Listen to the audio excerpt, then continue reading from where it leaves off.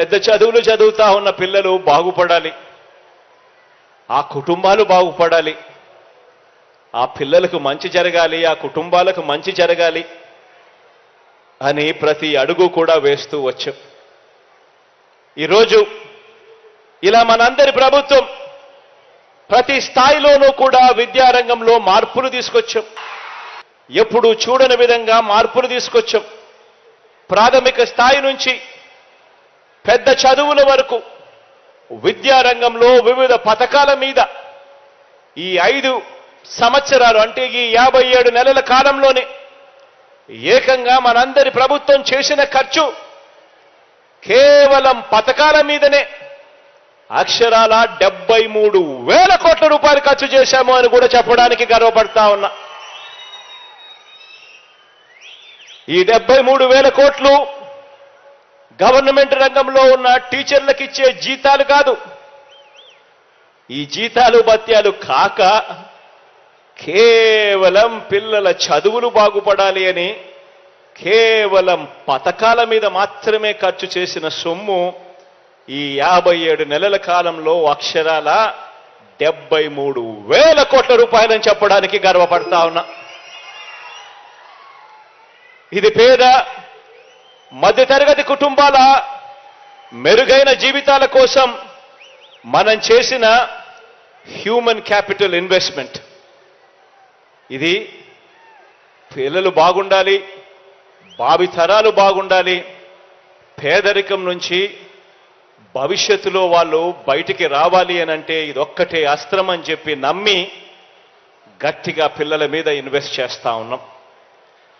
పేద కుటుంబాల్లో ప్రతి పాప, పేద కుటుంబాల్లో ఉన్న ప్రతి బాబు గొప్ప చదువులతో, గొప్ప డిగ్రీలతో ఇంజనీర్లుగాను, కలెక్టర్లుగాను, డాక్టర్లుగాను, పెద్ద పెద్ద కంపెనీలలో సీఈఓలుగాను వారంతా పెద్ద పెద్ద ఉద్యోగాలు చేయాలని, ఆ కుటుంబాల తలరాతలన్నీ కూడా మారాలని, భవిష్యత్ ఆ కుటుంబాలకు బాగుండాలని అడుగులు వేస్తూ వచ్చాము ఈ 57 నెలల కాలంలో. ఇక్కడున్న ప్రతి తల్లిదండ్రుల్ని కూడా నేను, ప్రతి పాపను, ప్రతి బాబును, ప్రతి తల్లిదండ్రిని, ఈ కార్యక్రమం టీవీ ద్వారా చూస్తా ఉన్న ప్రతి తల్లిదండ్రిని, వాళ్ళందరినీ కూడా గమనించమని అడుగుతా ఉన్నా. ఈ 57 నెలల కాలంగా మన విద్యా విధానంలో ఈ 57 నెలల్లో మీ అన్న ప్రభుత్వం ఎలాంటి మార్పులు చేసిందో, దానివల్ల ఎలాంటి ఫలితాలు ఎలాంటి ఫలితాలు రాబోతున్నాయో అన్నది ఒకసారి అందరూ కూడా గమనించమని చెప్పి నేను కోరుతా ఉన్నా. మీ పిల్లల వయసు ఈరోజు 3 సంవత్సరాలు కావచ్చు, 3 సంవత్సరాల నుంచి 23 సంవత్సరాల లోపు ఎంతైనా కావచ్చు. వీరంతా